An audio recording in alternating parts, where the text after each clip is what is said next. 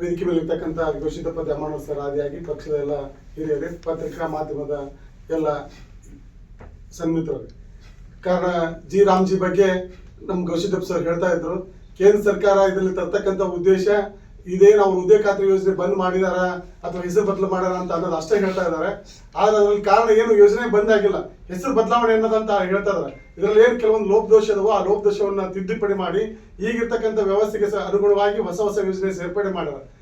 ಹೆಚ್ಚು ಕಮ್ಮಿ ಇದ್ರಾಗ ಮೊದಲ ನಮ್ಮ ಸ್ಕೂಲ್ಗೆ ಸೇರಕ್ ಬರ್ತಿದ್ದಿಲ್ಲ. ನಾವು ಹೆಚ್ಚು ಕಮ್ಮಿ ಈ ಉದ್ಯೋಗ ಖಾತ್ರಿ ಯೋಜನೆ ಆಗಿದ್ದರಿಂದ ನಾನು ಗ್ರಾಮ ಪಂಚಾಯತಿ ಜಿಲ್ಲಾ ಪಂಚಾಯತಿ ಒಂದ್ ಸ್ವಲ್ಪ ಮಾಹಿತಿ ನಾನು ಅದರ ಅಧಿಕಾರ ಅನುಭವಿಸಿ ಬಂದವಿ. ಆ ಯೋಜನೆ ಒಳಗೆ ಏನೇನು ಲೋಪದೋಷ ಅದಾವ ಅನ್ನೋದ್ರ ಬಗ್ಗೆ ನಮಗೆ ಸಂಪೂರ್ಣ ಅದ್ರ ಬಗ್ಗೆ ಅರಿವು ಐತಿ. ಆದ್ರೆ ಈ ಯೋಜನೆ 100 ದಿವಸ ಇತ್ತು, 100 ದಿವಸ ಇದ್ದದನ್ನ 125 ದಿವಸ ಮಾಡಿದಾರೆ. ಇದರಲ್ಲಿ ಕೆತ್ತಕ್ಕಂಥ ಏನ್ ಲೋಪದೋಷ ಇದೋ ಅದನ್ನ ತಿದ್ದುಪಡಿ ಮಾಡಿ ಒಂದು ಹೊಸ ಹೆಸರು ಮಾಡ್ಯಾರ ಅನ್ನೋದಕ್ಕೋಸ್ಕರ ಅವರು ವಿರೋಧ ಮಾಡ್ತಾ ಇದ್ದಾರೆ. ಇದರಿಂದ ಯಾವುದೇ ಸಾರ್ವಜನಿಕರೇ ಆಗಲಿ ಅಥವಾ ಗ್ರಾಮ ಪಂಚಾಯತಿಗೆ ಆಗಲಿ ಯಾವುದೇ ಗ್ರಾಮೀಣ ಅಭಿವೃದ್ಧಿ ಭಾಗಕ್ಕೆ ಯಾವುದೂ ಇದರಿಂದ ಹಾನಿ ಇಲ್ಲ. ಬರ್ತಕ್ಕಂಥ ಈಗಿನ ವ್ಯವಸ್ಥೆಗೆ ಅನುಗುಣವಾಗಿ ನಮ್ಮ ಸರ್ಕಾರ ಮೋದಿ ಅವರ ನೇತೃತ್ವದಲ್ಲಿ ಈಗಿರ್ತಕ್ಕಂಥ ವ್ಯವಸ್ಥೆಗೆ ಅನುಗುಣವಾಗಿ ಹೊಸ ಯೋಜನೆ ಕಾರ್ಯರೂಪದಲ್ಲಿ ಅನುಷ್ಠಾನ ಮಾಡ್ತಾ ಇದ್ದಾರೆ. ಅವರು ಕಾಂಗ್ರೆಸ್ ಅವರು ಮಾಡ್ತಿರ್ತಕ್ಕಂಥ ಯಾವುದೇ ಆರೋಪಕ್ಕೆ ಹುರುಳಿಲ್ಲ.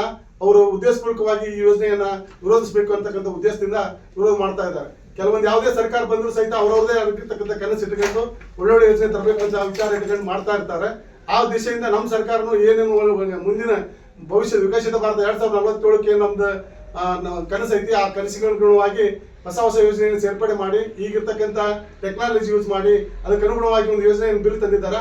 ಈ ಯೋಜನೆಯಿಂದ ಸಾರ್ವಜನಿಕವಾಗಿ ಗ್ರಾಮೀಣಾಭಿವೃದ್ಧಿಗಾಗಿ ಯಾವುದೇ ಇದು ಇಲ್ಲ. ಕಾಂಗ್ರೆಸ್ ಅವರು ಮಾಡ್ತಕ್ಕಂಥ ಯಾವುದೇ ಆರೋಪದಲ್ಲಿ ಉರುಳಿಲ್ಲ ಅಂತ ಅನ್ನೋ ವಿಷಯವನ್ನ ನಾವು ಸ್ಪಷ್ಟಪಡಿಸೋದಕ್ಕೋಸ್ಕರ ಈ ಒಂದು ಪತ್ರಿಕಾಗೋಷ್ಠಿಯನ್ನು ಕರೆದಿದ್ದೇವೆ. ಹಾಗೂ ಇವತ್ತಿನ ದಿವಸ ಏನು ಜಿ ರಾಮ್ಜಿ ವಿಕಸಿತ ಭಾರತ ಜಿ ರಾಮ್ಜಿ ಯೋಜನೆ ಬಗ್ಗೆ ಇವತ್ತು ಕಾಂಗ್ರೆಸ್ ಸರ್ಕಾರ ಯಾವ ರೀತಿ ಒಂದು ಅವಹೇಳನ ಮಾಡೋದಾಗ್ಲಿ ಅಥವಾ ತೇಜೋವಧೆ ಮಾಡುವ ಒಂದು ಕೆಲಸವನ್ನ ಮಾಡ್ತಾ ಇದೆ. ಹಾಗಾಗಿ ಹಿಂದ ಏನು ನರೇಗಾ ಯೋಜನೆ ಇತ್ತು, ನರೇಗಾ ಯೋಜನೆ 2005ರಲ್ಲಿ ಜಾರಿಗೆ ತಗೊಂಡ್ ಬಂದ್ರು. ಅದರಲ್ಲಿರ್ತಕ್ಕಂಥ ಅಂಶಗಳಲ್ಲಿ ಈಗ ಮೊದಲನೇದಾಗಿ ಅವತ್ತಿನ ದಿವಸ 100 ದಿವಸ ಅವರು ಕೆಲಸವನ್ನ ಕೊಡುವಂತ ವ್ಯವಸ್ಥೆ ಇತ್ತು. ಇವತ್ತ ನಮ್ಮ ಪ್ರಧಾನಮಂತ್ರಿಗಳು 125 ದಿವಸ ವರ್ಷದಲ್ಲಿ 125 ದಿವಸ ಕೆಲಸ ಒದಗಿಸ್ಬೇಕಂತಕ್ಕಂಥ ಉದ್ದೇಶ ಇಟ್ಕೊಂಡು ಕೃಷಿ ಕಾರ್ಮಿಕರಾಗ್ಲಿ ಅಥವಾ ದುಡಿಯುವ ವರ್ಗಕ್ಕೆ ಹೆಚ್ಚಿನ ಕೆಲಸ ಕೊಡುವಂತ ವ್ಯವಸ್ಥೆ ಇವತ್ತ ಮಾಡಿದ್ದಾರೆ.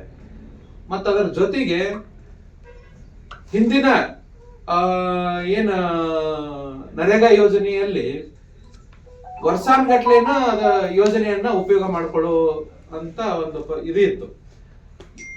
ಆ ಒಂದು ಯೋಜನೆ ಯಾವ ರೀತಿ ರೈತರ ಮೇಲೆ ಮತ್ತು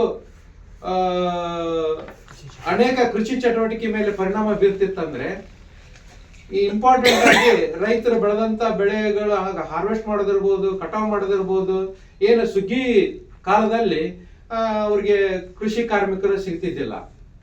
ಯಾಕಂದ್ರೆ ನರೇಗಾ ಇಲ್ಲಿ ಸರ್ಕಾರದ ಯೋಜನೆ ಐತಂತಂದು ಅವರು ಹೋದಂತ ಸಂದರ್ಭದಲ್ಲಿ ಅವ್ರಿಗೆ ಕೆಲಸ ಮಾಡಕ್ ಸಿಗ್ತಿದ್ದಿಲ್ಲ. ಅದಕ್ಕೂ ಕೂಡ ಏನು ಅದು ಬೇಸರ ಅಂತ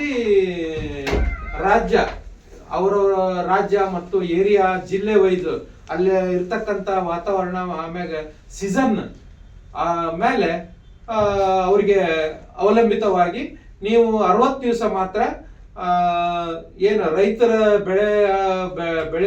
ಬೆಳೆದು ಹಾರ್ವೆಸ್ಟ್ ಮಾಡುವಂತ ಸಂದರ್ಭದಲ್ಲಿ, ಮುಖ್ಯವಾಗಿ ರೈತರು ಏನ್ ಚಟುವಟಿಕೆ ಮಾಡ್ತಿದ್ರು ಅಂತ ಸಂದರ್ಭದಲ್ಲಿ ಇದನ್ನ ಉದ್ಯೋಗ ಮಾತ್ರ ಸ್ಥಗಿತಗೊಳಿಸ್ಬೇಕು 60 ದಿವಸ ಅಂತಂದು ಕಾನೂನಲ್ಲಿ ರೈತರಿಗೆ ಅನುಕೂಲವನ್ನು ಮಾಡಿಕೊಟ್ಟಿದೆ.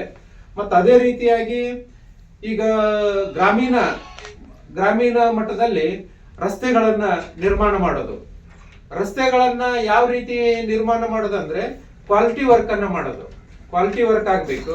ಮತ್ತು ಅದೇ ರೀತಿಯಾಗಿ ಗ್ರಾಮೀಣ ಗೋದಾಮುಗಳಿರ್ಬೋದು, ಆಮೇಲೆ ಕೆರೆಗಳ ಮೂಲಭೂತ ಸೌಕರ್ಯವಾದ ಕುಡಿಯೋ ನೀರಿನ ಯೋಜನೆಗಳಿರ್ಬೋದು, ಹೀಗೆ ಅನೇಕ ರೀತಿಯ ಯೋಜನೆಗಳನ್ನ ಇವತ್ತ ಮಾಡಿದೆ.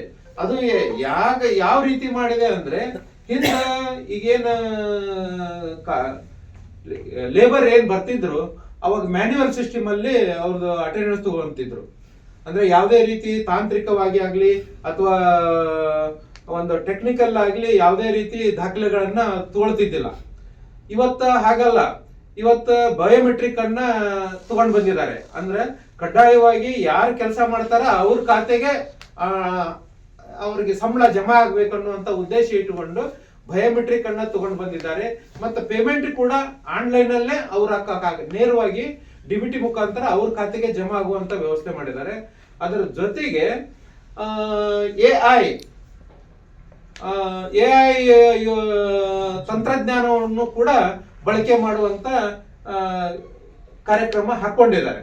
ಹಾಗಾಗಿ ಈಗ ಏನು ಹೊಸದಾಗಿ ಏನು ನಮ್ದು ಉದ್ಯೋಗ ಮತ್ತು ಆಜೀವಿಕಾ ಮಿಷನ್ ಏನ್ ಯೋಜನೆ ಏನ್ ಬಂತಲ್ಲ, ವಿಕಸಿತ ಭಾರತ ಯೋಜನೆ ಏನ್ ಬಂತಲ್ಲ, ಇದರಲ್ಲಿ ಭ್ರಷ್ಟಾಚಾರ ಮತ್ತು ದುರುಪಯೋಗ ಆಗ್ತಕ್ಕಂತ ಮತ್ತು ಕಳಪೆ ಕಾಮಗಾರಿಗಳನ್ನ ತಡೆ ಹಿಡಿಯುವಂತ ಕೆಲಸ ಮಾಡ್ಲಿಕ್ಕೆ ತಂತ್ರಜ್ಞಾನವನ್ನ ಬಳಕೆ ಮಾಡಿರುವುದರಿಂದ ನಮ್ಮ ಏನು ಗ್ರಾಮೀಣ ಪ್ರದೇಶದಲ್ಲಿರ್ತಕ್ಕಂಥ ರಸ್ತೆಗಳಿರ್ಬೋದು, ಆಮ್ಯಾಗ ಗುದಾಮುಗಳಿರ್ಬೋದು ಅಥವಾ ಕೆರೆಗಳಿರ್ಬೋದು, ನಾವ್ ಏನು ನಿರ್ಮಾಣ ಮಾಡ್ತೀವಿ ಅವನ್ನ ಕ್ವಾಲಿಟಿ ವರ್ಕ್ ಅಲ್ಲಿ ಮಾಡಾಕ ಬಹಳ ಅವಕಾಶ ಐತಿ. ಆದ್ರ ಇವತ್ತ ಕಾಂಗ್ರೆಸ್ ಸರ್ಕಾರ ಕಾಂಗ್ರೆಸ್ನವ್ರು ಏನ್ ಅದನ್ನ ಬಳಸ್ತಾ ಇದಾರೆ ಅಂದ್ರೆ, ಅವ್ರಿಗೆ ಏನ್ ತೊಂದರೆ ಆಗಿದೆ ಅಂದ್ರೆ ಜಿ ರಾಮ್ಜಿ ಅನ್ನುವಂತ ಹೆಸರು ಅವರಿಗೆ ತೊಂದರೆ ಆಗೈತೆ ಅಂತ ನಾನು ಹೇಳಕ್ ಇಷ್ಟಪಡ್ತೀನಿ. ಯಾಕಂದ್ರೆ ಜಿ ರಾಮ್ಜಿ ಅಂದ್ರೆ ಅದು ಏನು ಅವರು ರಾಮನ ಹೆಸರು ಅಂತ ತಿಳ್ಕೊಂಡಿದ್ದಾರೆ, ಬಟ್ ರಾಮನ ಹೆಸರಲ್ಲ ಅದು. ಅದೇನ ವಿಕಸಿತ ಭಾರತ ಗ್ರಾಮೀಣ ರೋಜ್ಗಾರ್ ಆಜೀವಿಕಾ ಮಿಷನ್ ಅಂತಕ್ಕಂತ ಯೋಜನೆ 2025ರಲ್ಲಿ ಜಾರಿಗೆ ಬಂತು. ಆ ಒಂದು ಇದನ್ನ ಅವರು ಏನ್ ಅದನ್ನ ಮಹಾತ್ಮ ಗಾಂಧಿ ಹೆಸರು ಬದಲಿ ಮಾಡಿದ್ರು ಅನ್ನತಕ್ಕಂಥದನ್ನ ಇಟ್ಕೊಂಡು ಇವತ್ತ ಏನು ಕೇಂದ್ರ ಸರ್ಕಾರದ ವಿರುದ್ಧ ಇದನ್ನ ಒಂದು ಸುಳ್ಳು ಸುದ್ದಿಯನ್ನ ಹರಡಿಸ್ತಾ ಇದ್ದಾರೆ. ಆದ್ರೆ ಇದರಲ್ಲಿರ್ತಕ್ಕಂಥ ಅಂಶಗಳೇನಂದ್ರೆ, ಇದರಲ್ಲಿ ಮುಖ್ಯವಾಗಿ ನಮ್ಮ ಗ್ರಾಮದ ಅಭಿವೃದ್ಧಿ ಇದೆ, ಕ್ವಾಲಿಟಿ ಅಭಿವೃದ್ಧಿ. ಈಗ ಸುಮ್ಮನೆ ಈಗ ಮಧ್ಯವರ್ತಿಗಳು ಬಹಳ ಇದನ್ ಮಾಡ್ತಿದ್ರು ನರೇಗಾದಲ್ಲಿ. ಯಾಕಂದ್ರೆ ಅಲ್ಲಿ ಯಾವ್ದು ತಂತ್ರಜ್ಞಾನ ಇದ್ದಿದ್ದಿಲ್ಲ, ಯಾವುದೇ ರೀತಿ ಸಂಬಂಧಿತ ಇದು ಇರ್ಲಾರ್ದಕ್ಕ, ಹಾಗಾಗಿ ಇದು ಚೆನ್ನಾಗೈತಿ, ಅದು ಸುಳ್ಳು ಹರಡಿಸ್ತಾ ಇದ್ದಾರೆ ಅಂತ ನಾ ಹೇಳ್ಬಹುದು.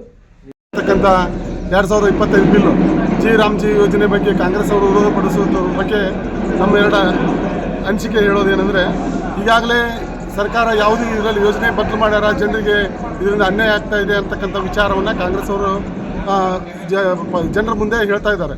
ಆದರೆ ಇದರಿಂದ ಯಾವುದೇ ಗ್ರಾಮೀಣ ಜನರಿಗಾಗಲಿ ಅಥವಾ ಗ್ರಾಮೀಣ ಭಾಗದ ಉದ್ಯೋಗ ಯಾವುದೇ ಅಭಿವೃದ್ಧಿ ಕೆಲಸಕ್ಕಾಗಲಿ ಯಾವುದೇ ಇದರಿಂದ ಅಡ್ಡಿ ಇಲ್ಲ. ಇದರಲ್ಲಿ ಬಂದಿರತಕ್ಕಂಥ ವ್ಯವಸ್ಥೆಗೆ ಅನುಗುಣವಾಗಿ ಈಗಿರ್ತಕ್ಕಂಥ ವ್ಯವಸ್ಥೆಗೆ ಸಂಬಂಧಪಟ್ಟಂತೆ ಹೊಸ ಯೋಜನೆಗಳನ್ನು ಅಳವಡಿಸಿ ಯಾವುದೇ ಸಾರ್ವಜನಿಕರಿಗೆ ತೊಂದರೆ ಆಗಲಾರದಂತೆ ಈಗಿರ್ತಕ್ಕಂಥ 100 ದಿವಸ ಉದ್ಯೋಗ ಖಾತ್ರಿ 100 ದಿವಸದ ಬದಲಾಗಿ 125 ದಿವಸ ಉದ್ಯೋಗ ಕೊಡೋದ್ರ ಜೊತೆಗೆ ಬೇಕಾಗಿರ್ತಕ್ಕಂಥ ಮೂಲಭೂತ ಸೌಕರ್ಯಗಳನ್ನು ಹೊಸ ಯೋಜನೆಯನ್ನು ಸೇರ್ಪಡೆ ಮಾಡಿ ಏನು ಗ್ರಾಮೀಣ ಭಾಗದಲ್ಲಿ ಹೆಚ್ಚು ಅನುಕೂಲ ಆಗಬೇಕಾಗಿರ್ತಕ್ಕಂಥ ಶಾಲೆ ಆಗಲಿ ಅಥವಾ ಗ್ರಾಮೀಣ ಭಾಗದ ರಸ್ತೆ ಹೀಗಿರ್ತಕ್ಕಂಥ ವ್ಯವಸ್ಥೆಗಳನ್ನು ಹೊಸ ಯೋಜನೆ ಜಾರಿ ತಂದಿದ್ದಾರೆ. ಇದರಿಂದ ಯಾವುದೇ ಸಾರ್ವಜನಿಕರಿಗಾಗಲಿ ಗ್ರಾಮೀಣ ಭಾಗದಲ್ಲಿ ಯಾವುದೇ ಇದರಿಂದ ಕೆಟ್ಟ ಪರಿಣಾಮ ಬೀರುವುದಿಲ್ಲ. ಕಾಂಗ್ರೆಸ್ ಅವರು ಮಾಡ್ತಕ್ಕ ಜನರಿಗೆ ತಪ್ಪದ ಮಾಹಿತಿ ಹೇಳ್ತಾ ಇದ್ದಾರೆ. ಅದನ್ನು ಹೇಳಬಾರ್ದು ಅನ್ನೋ ಉದ್ದೇಶಕ್ಕಾಗಿ ನಾವು ಪ್ರತಿ ವಿಧಾನಸಭಾ ಕ್ಷೇತ್ರದ ಪ್ರತಿ ಗ್ರಾಮ ಪಂಚಾಯಿತಿ ಪ್ರತಿ ಗ್ರಾಮದಲ್ಲಿ ಪ್ರತಿ ವಾರ್ಡಿನಲ್ಲೂ ಸಹಿತ ಇದರ ಬಗ್ಗೆ ಅವೇರ್ನೆಸ್ ಮಾಡಿ ಏನು ಸರ್ಕಾರ ಜಾರಿಗೆ ತಂದಿದೆ ಈ ಯೋಜನೆ ಬಗ್ಗೆ ಸಂಪೂರ್ಣ ಜನರಿಗೆ ಅರಿವು ಮೂಡಿಸ್ತಕ್ಕಂಥ ಕೆಲಸವನ್ನು ನಾವೆಲ್ಲರೂ ಭಾರತೀಯ ಜನತಾ ಪಕ್ಷದ ಕಾರ್ಯಕರ್ತರು ಎಲ್ಲ ಲೀಡರ್ ಕೂಡಿ ಮಾಡ್ತೀವಿ ಅಂತ ನಾವು ಹೇಳ್ತೀವಿ. ಸರ್ ತಮ್ಮ ಹೆಸರು? ಸರ್ ನಾನು ಮಾರುತಿ ಗುರೂರು, ಗ್ರಾಮೀಣ ಮಂಡಲ ಅಧ್ಯಕ್ಷರು, ಹಾವೇರಿ. ಆರೋಪಗಳಿಗೆ ಉತ್ತರ ಕೊಡೋದೇನೆಂದರೆ, ಅವರು ಮಹಾತ್ಮ ಗಾಂಧಿ ಹೆಸರನ್ನು ತೆಗೆದಿದ್ದಾರೆ ಅಂತಕ್ಕಂಥ ವಿಷಯವನ್ನು ಪ್ರಸ್ತಾಪ ಮಾಡ್ತಾ ಇದ್ದಾರೆ. ಮಹಾತ್ಮ ಗಾಂಧಿ ಹೆಸರು ತೆಗೆದಿರೋ ವಿಚಾರ, ಮಹಾತ್ಮ ಗಾಂಧಿ ಹೆಸರು ತೆಗೆದಿಲ್ಲ. ಈಗಿರ್ತಕ್ಕಂಥ ಯೋಜನೆಗೆ ಅನುಗುಣವಾಗಿ ಒಂದು ಹೆಸರನ್ನು ಸೆಲೆಕ್ಟ್ ಮಾಡ್ಕೊಂಡು ಬಂದಿದ್ದಾರೆ. ನಾವು ಯಾವುದೇ ಭಾರತೀಯ ಜನತಾ ಪಕ್ಷ ಗಾಂಧಿ ವಿರೋಧಿಗಳಲ್ಲ. ಮಹಾತ್ಮ ಗಾಂಧೀಜಿಯವರು ಏನು ಕನಸು ಕಂಡಿದ್ರು ಗ್ರಾಮೀಣ ಭಾಗದ ಬಗ್ಗೆ ಅಥವಾ ಏನು ಭಾರತದ ಬಗ್ಗೆ ಏನು ಕನಸಿಟ್ಟಿರೋ ಆ ಕನಸನ್ನು ಈಡೇರೋಕ್ಕೋಸ್ಕರ ನರೇಂದ್ರ ಮೋದಿಯವರ ಸರ್ಕಾರ ಸಂಪೂರ್ಣ ಕೆಲಸವನ್ನು ಮಾಡ್ತಾ ಇದೆ. ನಾವು ಆ ಉದ್ದೇಶ ಯಾವುದೂ ಇಲ್ಲ, ಇದರಿಂದ ಯಾವುದೂ ತೊಂದರೆ ಆಗ್ತಾ ಇಲ್ಲ. ನಾವು ಸಹಿತ ಈ ಒಂದು ಗ್ರಾಮೀಣ ಭಾಗದಿಂದ ಗ್ರಾಮ ಪಂಚಾಯತ್ ಸದಸ್ಯನಾಗಿ, ಗ್ರಾಮ ಪಂಚಾಯತಿ ಅಧ್ಯಕ್ಷ ಉಪಾಧ್ಯಕ್ಷನಾಗಿ ಜಿಲ್ಲಾ ಪಂಚಾಯತ್ ನಮ್ಮ ಮನೆಯವರಾಗಿ ಏನು ಆ ಯೋಜನೆ ಬಗ್ಗೆ ಅರಿವು ಐತಿ, ಆ ಅರಿವಿನ ಬಗ್ಗೆ ಸಂಪೂರ್ಣ ಮಾಹಿತಿ ಈ ಯೋಜನೆಯಿಂದ ಕಾಂಗ್ರೆಸ್ ಅವ್ರು ಮಾಡ್ತಕ್ಕಂಥ ಯಾವುದೇ ಆರೋಪದಲ್ಲಿ ಹುರುಳಿಲ್ಲ. ಅವ್ರು ಮಾಡ್ತಾ ಇರ್ತಕ್ಕಂಥ ಹಾಸ್ಯಾಸ್ಪದ ಈ ಯೋಜನೆ ಬಂದಿದ ಮೇಲೆ ಸಂಪೂರ್ಣ ಅದನ್ನು ನೋಡಿ ಕುಲಂಕುಷವಾಗಿ ಮಾಡಿ ಜನರಿಗೆ ಏನಾದರೂ ಇದ್ರ ಬಗ್ಗೆ ತಪ್ಪಿದ್ರೆ ಅವರು ಅದರ ಅರಿವು ಮೂಡಿಸ್ತಕ್ಕಂಥ ಕಾರ್ಯಕ್ರಮ ಮಾಡಲಿ. ಆದರೆ ಇದು ಮಾಡ್ತಕ್ಕಂಥ ಮುಂಚಿತವಾಗಿ ಆರೋಪ ಮಾಡೋದು ಹುರುಳಿಲ್ಲ ಅನ್ನೋದನ್ನು ನಾನು ಹೇಳಲಿಕ್ಕೆ ಇಷ್ಟಪಡ್ತೀನಿ.